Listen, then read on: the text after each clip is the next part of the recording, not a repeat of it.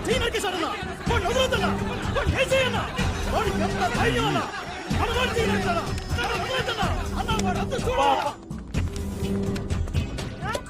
నా పార్టీ ఆఫీస్లో ఏం జరగలేదు. సెల్లో ఉన్న వాడిని బయటికి పంపించు.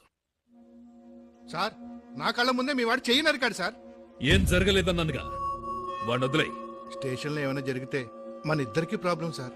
20 ఏళ్లుగా రాజకీయాల్లో ఉన్నాను.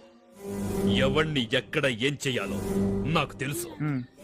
బయట వెయిట్ చేస్తాను, పంపించు.